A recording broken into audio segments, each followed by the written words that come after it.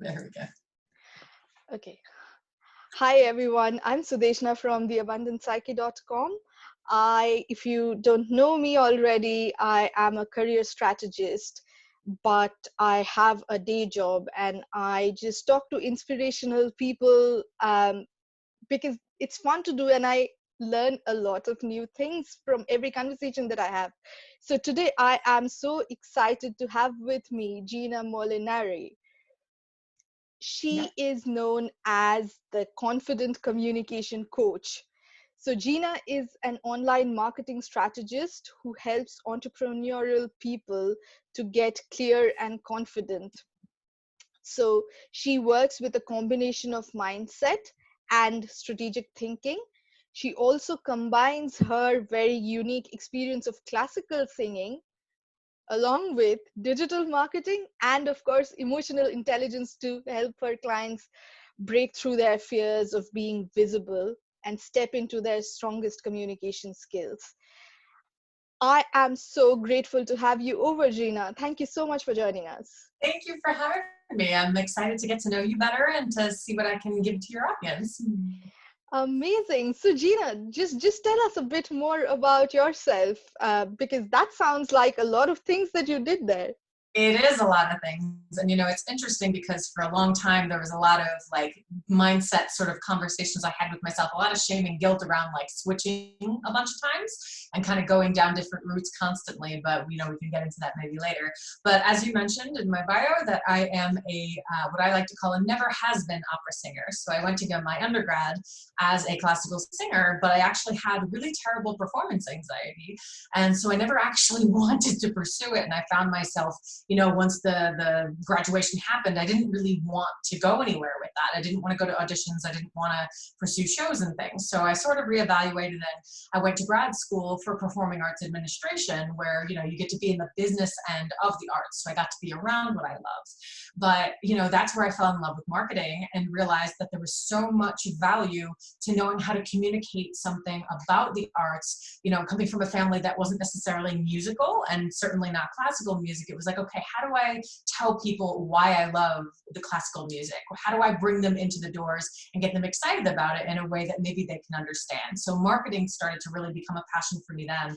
And then that quickly evolved into entrepreneurship because I wanted to fill gaps of what I thought people were missing the mark on. It was very much this old school idea of like, well, that's the way we've always done it. And, with nonprofits and things, there's very small thinking in the nonprofit world because, they are nonprofit. It's not about earning a ton of money. It's about asking for money. And it's almost apologetic in a way. And what I realized was that going into entrepreneurship then, I just had this love of language and I had this love of a message and connection, which is really what music was for me. And I didn't realize that at the time that, I love contributing to a situation, like a funeral or being ambient noise of some kind. And that's what music was for me. It was an opportunity to connect with people and be able to really, create an experience of them understanding the value of what it is we were there for, whatever that reason may be. And that's what marketing is. And that's what social media is. And that's what digital marketing is and all of those things. And so I found that I was able to really combine all of those skills to support not only myself, but also clients and being able to show up in the online space and really be able to take the reins on communicating about what it is that they do in a way that's engaging, but it's effective and it uses best practices of actually all the platforms that you're on, and really doing it just in a way that not only feels good, but is effective. And that was something that I really, really enjoyed sort of growing into over the years.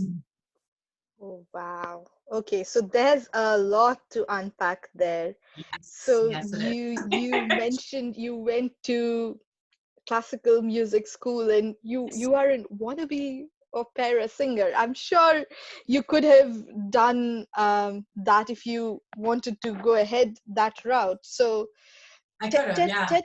tell us a bit more about the stage anxiety and how did you then kind of realize that that's not what you want to do and that's not what you wanted to conquer. Yeah. Well, it was interesting because I've always known that I had an affinity for singing. I always knew it was a talent. It was never thinking I wasn't good enough. but I could never really break through or diminish that fear when I got up on stage in front of people. No matter what circumstances, how much I practiced, I was always so much in my head.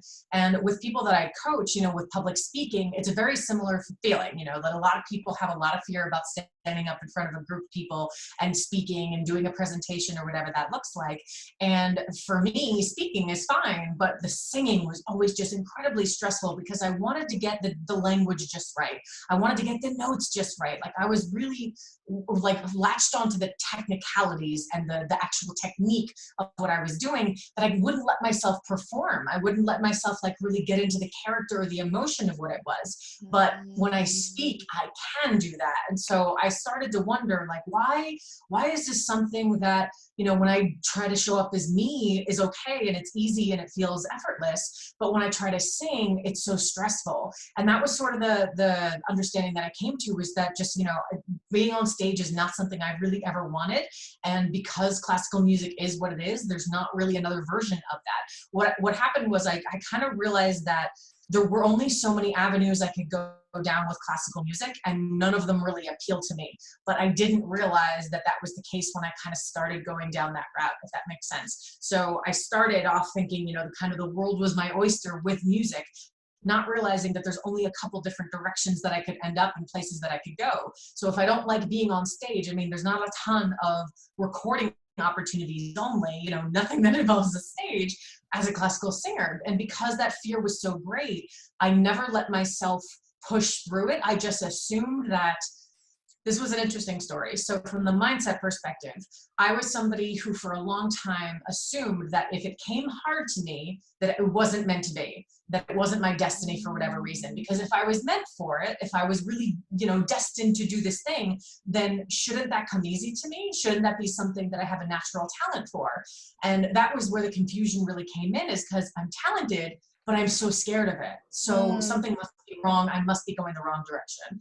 And it was going through all of that emotional intelligence work that I realized that's not true. That it truly is just there's something I get to break through if I ever really did want to go that route. But I ran away from it because I made that interpretation that this is something that I'm not built for. This is something that I'm not strong enough to break through, that I'm not destined for, what have you. But I just didn't really create an atmosphere for myself to break through that fear enough to really see where I could go with it. And I just told myself, nope, I'm not built for it. That's not what I'm supposed to do. And so I basically ran away. Right. Okay. Yeah. I find it really interesting that you said to yourself back then that whatever is my destiny should come easy. Mm-hmm. And I suppose and then you laughed. Tell us a bit more. Yeah, so that now I know that is not true. I'm somebody who, growing up in school, and this is where that story came from, is in school I was a very good student. If I just paid attention and took notes, I didn't have to study. I didn't have to pull all-nighters, nothing like that. So that was sort of the assumption, is all things should be that way because this is what I do. This is what I'm like. And because it wasn't like that, and it just was so stressful, I thought, well, this must not be what comes easy to me. And not to mention, I would look at classmates who were so passionate about music. They knew all the composers, they knew all the famous singers and all of that. And I was like, I have no idea who you're talking about. And I have no desire to learn. I have no desire to know, the sort of celebrities in my industry. I just don't care. So that, was just kind of, it was just more information for me to just kind of cop out and say, well, look, see, I'm not like them. I don't really belong here anyway. So it was just very interesting to kind of make that assumption based on all those things. Right. I feel like we should just spend one more second just there. Yeah. So whatever is your destiny should come easy, like the grades in class. Well, hardly so. But equally, whatever is destiny should be easy in terms of, oh, but the rest of my classmates already know of these composers that I don't know and don't even want to know about. Mm-hmm. So I guess there's a component of it should both be easy and not be easy in some ways. Yeah. And that's the catch about following your passion, I suppose, in some ways, isn't it? So then you probably did realize that you were not as passionate maybe as the rest of your musical classmates, and you left. It was just different. It was, I was obsessed with the technique and like getting everything just right. They weren't like that. So my passion just showed up in a different way. And what's interesting is, I mean, now in hindsight, seeing how all the other things that I've broken through and all the other things that I've kind of conquered in the past 10, 15 years since college, I mean, now I know that it truly is a matter of just, if I'm truly want something, I have to commit to it. And it may take me longer than somebody else to get where I want to go, but that ultimately I truly can have or do or be whatever I want to be. I mean, we live in an era where you can literally change the pigment of your skin to change your ethnicity. You can change your gender. We live in that society now that you can literally be whatever you want to be. So I truly believe that it is possible for whatever you think, no matter where you come from, who you are, what you've done, but it just might take you longer. And I always think of David Goggins. I don't know if you're familiar with him. He's, one of the more famous, he's been through like military training, and he's just a very, very like determined guy. He's just got this ridiculous rap sheet of accomplishments. And he just, constantly talks about this idea of him having gone through school, and he just got dealt every shitty hand. I hope I can curse on here. Every shitty hand that he could possibly get. He had a horrible upbringing. He grew up poor. He had a single mom who was never around for him. He got bullied. He was Black, so there was a lot of like racial stuff that happened to him. And there was just a ton of things that went wrong in his life. And so things were just naturally harder for him, but he still set out to do all of the things he wanted to do. It was harder for him to graduate high school, but he did it.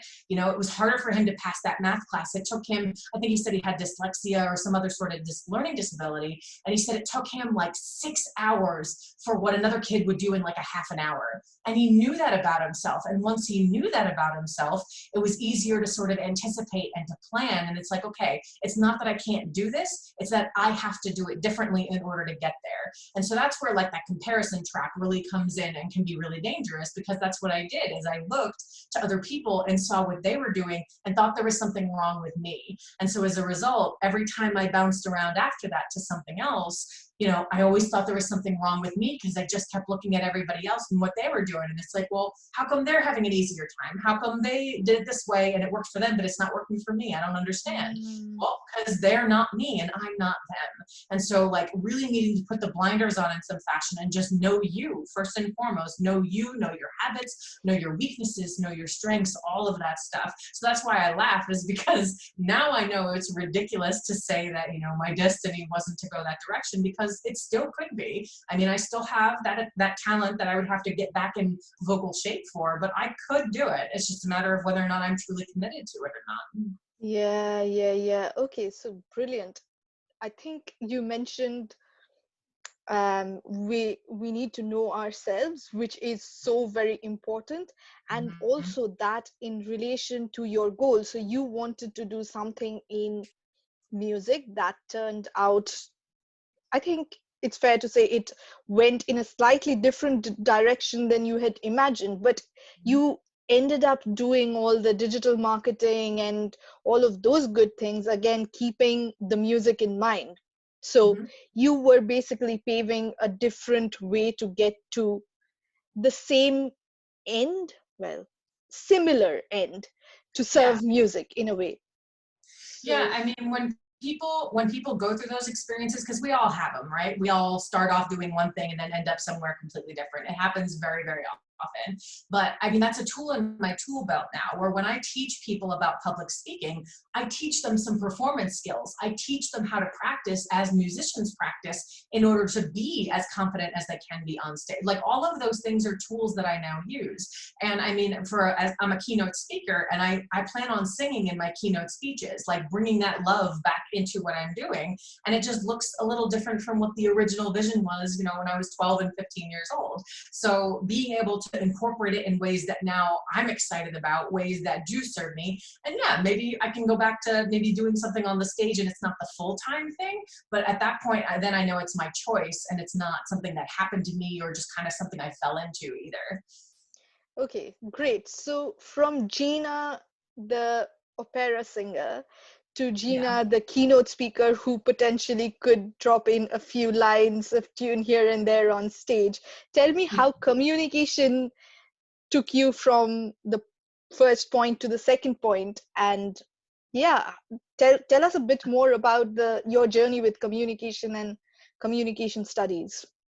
Yeah, when I had gone through this leadership training that focuses on emotional intelligence, I had been going through a lot of shame and guilt around walking away from music at the time, because all of the things I had done after that weren't panning out. I was jumping from thing to thing to thing. None of it seemed related at the time, but going through that work and again learning more about myself and kind of digging in deeper to that, I realized that it is all related. It is language and communication and message. Like, that's what music is to me. That's what marketing is. That's what social media is. That's what digital marketing is. All of that is circled around language and the way we communicate with each other and creating that connection. And for me, knowing that, then I could take all of those things and now see them as assets instead of just something I was jumping around and willy-nilly and had no idea what I was doing. So now I can create something with that, knowing, okay, if communication is something I love, if language is something I love, how can I teach other people to love it as well, so that it's something that supports them and isn't something that hinders them? Because so many people feel like they never have the right words, that they stumble over their words, that they're not as eloquent as they wish they were. They're terrified of being on a stage talking in front of people. How can I show them that this is something that you're not born with, something that you can truly cultivate as a skill?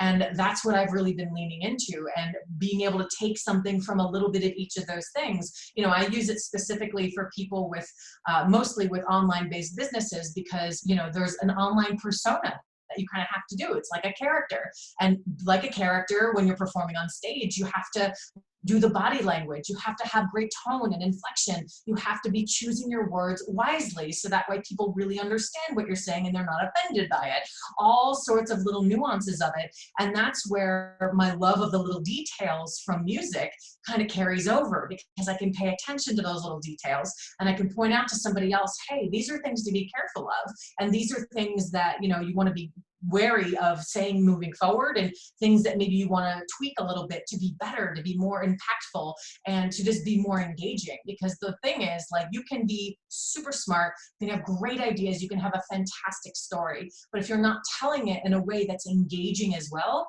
nobody's going to remember. And if they don't remember, then your, you know, message is going to get far more lost than it's going to be really sitting with people. Yeah, I love that. I love that because last week itself I was talking to this lady about storytelling and how it impacts all of us in every shape or form, whether it be in business, whether it be in personal life, or in a professional career. Mm-hmm. So yeah, I guess I would be really curious to know how you use language to make that impact on stage, of course, because that's the sort of um, performance arts background that you come from, but also in day-to-day life, while people are sharing their stories, telling their stories, having discussions within the context of interviews or conversations with a colleague, or you know, Mm-hmm. anything similar.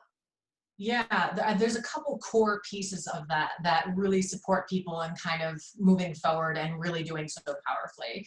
And clarity is the first thing. If you don't have clarity over what it is you want to say, then it's really, really challenging for you to be impactful and confident with the way you deliver it. So, you know, for instance, if you're in an interview or something like that, and you don't have clarity about why you're there and what skills you really want to showcase about yourself, it makes it very, very difficult for you to, you know, you're basically on the defense in the interview, just kind of like waiting to see what happens and what they ask of you, as opposed to being very clear of, okay, I want this role for these reasons, and these are the ways that I know I can be a contributing asset to this company. These are the things that I'm weak at. Like, just having that level of clarity allows you to present yourself in a way that's so confident, so poised, that even the things you're talking about that you do poorly is going to be received very, very well, because it's like, wow, this person knows themselves really well. Like it's Mm. important for people. They want to know that you know yourself and that you're not just going to try and be everything to everybody. They don't want that. They want the right fit. And sometimes the right fit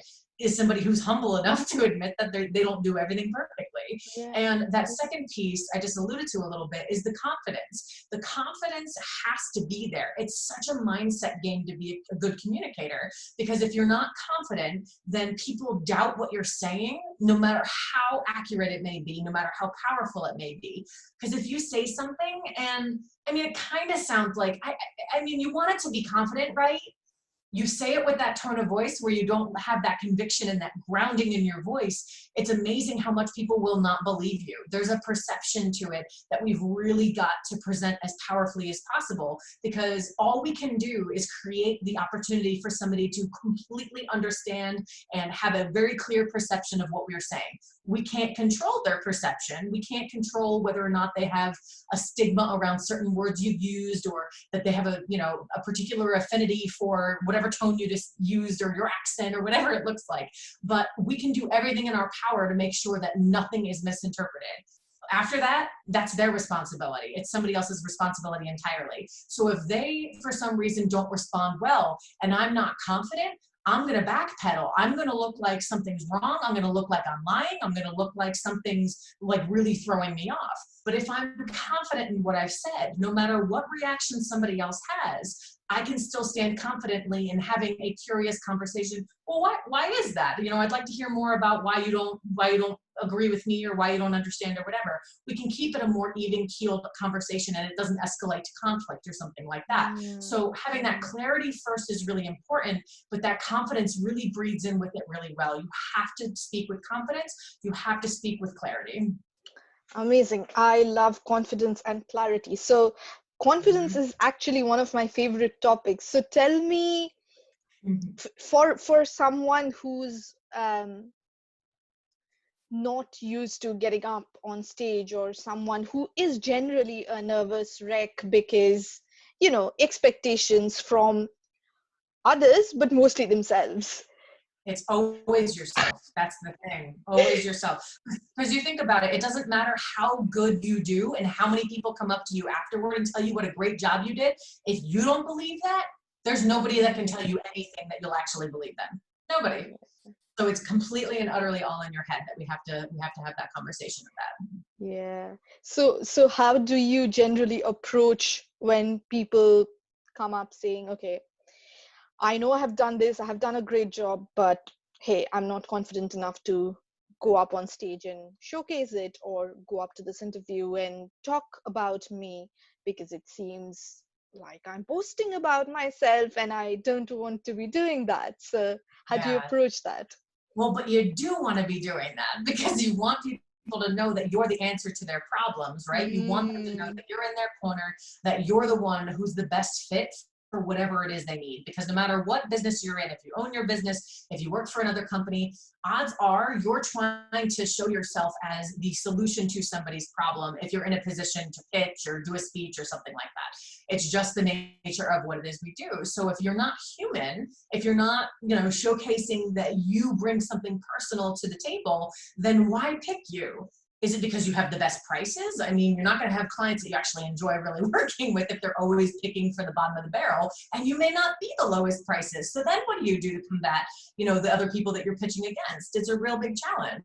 So for people who are really nervous about getting up in front of a room like that, you know, there's a couple different things that we can do. And I like to call them using crutches. You think about if you hurt your ankle or you broke your leg or whatever that looks like, you have crutches to keep you moving forward. And yes, it's not the way you want to ideally do it. You may stumble a little bit, but you have something there to keep you steady.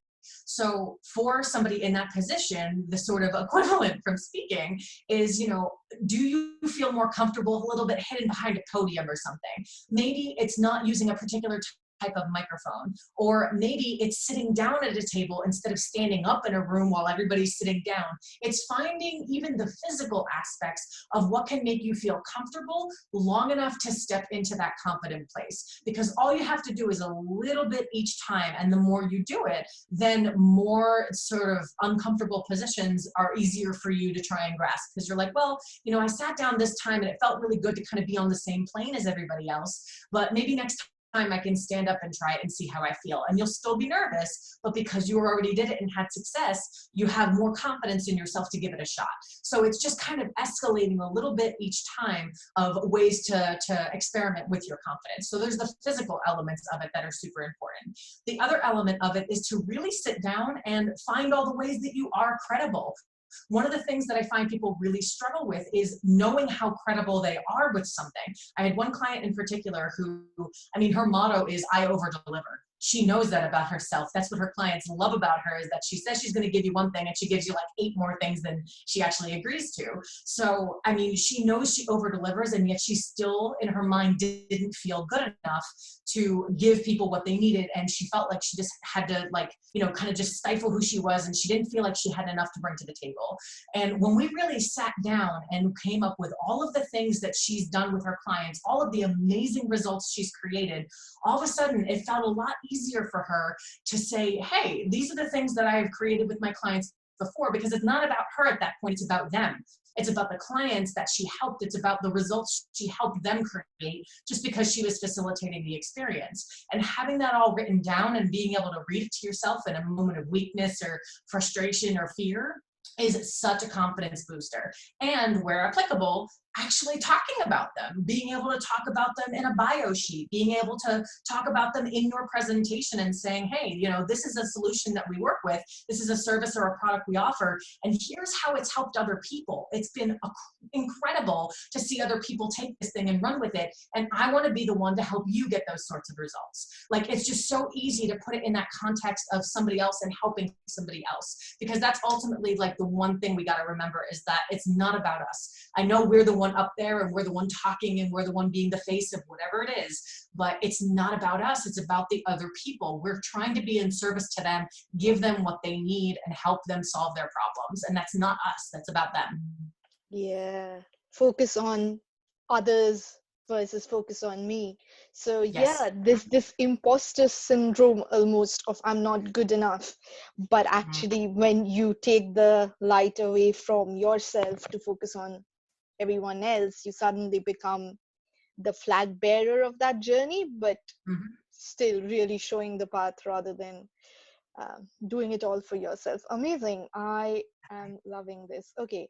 So in terms of showing up for conversations, maybe hard conversations that require a lot of confidence, not necessarily up there on the stage, but say, for example, you know, you are asking for a raise or a promotion, or worse even, you have to let an employee go. How do you approach those sorts of conversations in a way with your approach, which I suppose requires both clarity and confidence, but they are ever so slightly different from the interview situation or from speaking on the stage? Yeah, I mean, confrontation is something that a lot of people want to avoid if it's possible. And it would be great if we lived in a world where that was possible, but it's not. So the most important thing to remember with any version of confrontation, whether it's, you know, again, letting somebody go, or just having a hard conversation with a spouse or a colleague or a boss or anything like that, we have to come at it with the facts. There can be no or as little emotion as possible in that. And then especially when it comes to listening to the response of the other person, we really have to temper our emotional response to them, because the more we escalate, the more they escalate. You ever think about like having an argument with a little kid, or trying to tell the little kid something and they have a temper tantrum, and then you start to yell and then they escalate? It just becomes this escalation thing where then it gets out of hand and nobody's being heard, nobody's listening anymore. So the more logical we can be with the facts of what's happening. Okay, well, I'm looking for a promotion because these are the results that I've created. I've shown up every day. I've been, and I mean, that's not to say that you're not going to feel things.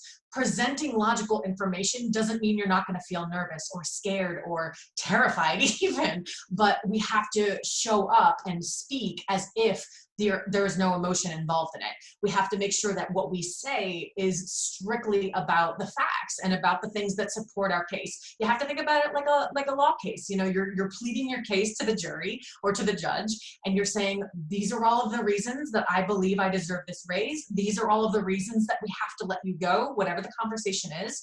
And I'm very sorry, or I'm very excited for this opportunity. Please let me know, how we can move forward with this. So, you're just giving them as much information to believe your side of the story, basically. And they may or may not agree with you. It again comes back to that perception thing, right? Where we can do everything in our power to make sure they see it our way, but ultimately we can't control that. And if they start to have that reaction that we don't want them to have, we have to have the confidence and the coolness to just stay where we are and continue fighting for it, or to have the confidence enough to walk away and know when enough is enough in that conversation. Because sometimes you just won't get anywhere with anybody, right? Sometimes they're just not willing to listen. There's corporate culture or red tape or something like that you can't control. So you have to have the calmness to stay there and to know that you escalating your emotions to possibly have some sort of outburst is never going to help the situation. There's not a single scenario where that's actually going to help you or make it go more in the direction that you're looking to go.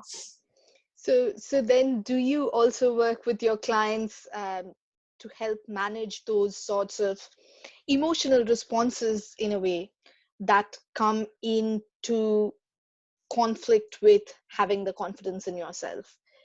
Is that Yeah. typically something that you would do? Sometimes, I mean, we don't do it so blatantly as that, but things will come up where, a conversation or like a sales call didn't go as they expected it to. And, they're really upset and frustrated with me. They're of course not like that on the call with the person, but after the fact, they did as planned. I don't understand what went wrong. And so they start to show me their emotions of how they feel about the situation. And we talk through it, and it winds up being that mindset piece of like, okay, why is it you're getting so upset about this? What's really going on with you that you're getting so upset about this? As opposed to seeing it with curiosity of, this approach didn't work this time. Why? Was this the wrong type of client? Did I miss a step in my process of trying to close the deal?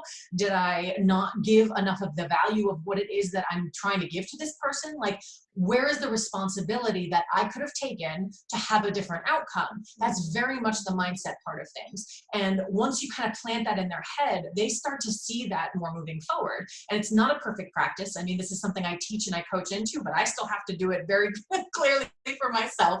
I always have my own sort of emotional outbursts and have to go back and, okay, now I'm in a better place to like look at this in a little more neutral place. But it is very much a mindset thing that we have to sit down and say, okay, what is the silver lining of this? How could this have been different in a way that I actually had control over, instead of being a victim to the circumstance of, well, they said they didn't have enough money, so, they're just lying to me, or whatever it looks like. There's just so many scenarios that are out of our control. And if we just keep handing our control over to something or somebody else, we're never going to get what we want, and we're always going to be upset about it. Yeah, I love it. If we let other people dictate, control our happiness, we are never going to be there. Exactly. Yeah. And I think there's this another quite underrated thing that you just mentioned about practice. We at times underestimate how much these guys who get up on stage and look like a rock star practice. Like, for example, I was, I think, reading about Steve Jobs, and obviously he used to be fabulous as an orator. Look at every Apple keynote, and you're like, oh my God, wow. But also, many people miss the story, the backstory of he used to hire the auditorium a week in advance and show up 4 hours a day practicing the same thing over and over and over again. So it takes a lot to look that good. It does. And that's that crutch we were talking about too. For him, the crutch is already knowing the space, knowing the energy of the space, knowing what the point of view looks like from that stage, looking out into the audience. So all of a sudden, when you've been doing it 4 hours a day for a week, and all of a sudden there's bodies there, it's not so different. So that's his version of a crutch, right? Like, that's a perfect example of that. Yeah, you're absolutely right. Amazing. Okay, great. Gina, I loved the insight that you provided. So tell us anything else that you might want to share with the audience, with the viewers who are listening? Yeah, I mean, you spoke into it a little bit, but it's, the things that I preach the most that are the most important with your communication. It's clarity, it's confidence, it's consistency. And that Mm. consistency looks like practice, but it also looks like just continuously showing up over and over when you don't feel like it, when it's hard, when it's confusing, and just getting information from those times that you show up and being able to take it back so that you can do something productive with it. And, just keep moving forward no matter what happens. And we get to be patient with all of that. Nobody's a perfect communicator, myself included. So practicing it and knowing that, that's just the way I talk, or that's just the way I am, is a cop out. That is an absolute cop out. It is something you can change if it's something that you don't feel confident enough in. And it's just a matter of having somebody who's going to lead you through to learn better habits, or at least somebody in your corner to point out your bad habits so that you can start to teach yourself how to do those. Mm. Amazing. Yeah, confidence, clarity, and consistency. Yeah, Mhm. so many of us forget about just showing up and being consistent. Okay, brilliant. So is there any last one thing, if from all of this there was one thing that people could just take away and use right away, right now, what would that message be? I would say the most powerful thing you can do is start learning how to confidently talk about yourself in your work, knowing how to relate it back to you on a personal level and really bring out that authenticity and even vulnerability sometimes of what it is that you bring to the table, why you're a better fit as opposed to somebody who's a competitor of yours. Show them how much you care, show them how much experience you have, your unique sort of backstory that allows them to see that you are somebody who they can really trust with their work. Getting really confident and being able to talk about yourself or be able to write a bio or something like that is going to be a really valuable tool for yourself. Brilliant. I love it, Gina. Okay, brilliant. So when people look at this and are curious to find you, where can they look out for you for? Yeah, so ginamolinari.com is always a good bet. I hang out on Facebook the most, so facebook.com/the Gina Mo. And I do have a formula and a cheat sheet for writing a really powerful bio at bit.ly/bio Gina Mo, I think is the right link. You said you're going to have the link in your show notes, right? So yeah, I think that's the right one, bit.ly/bio Gina Mo. And then on Instagram, also the Gina Mo. So I'm constantly on all my profiles if you ever wanted to connect with me or shoot me an email. Brilliant. I will link everything down below. And thank you so much, Gina, for joining us today. It's been lovely and amazing to talk to you. Yes, thank you. I appreciate the opportunity. Yeah. Okay. Thanks, Gina. Bye then. Bye.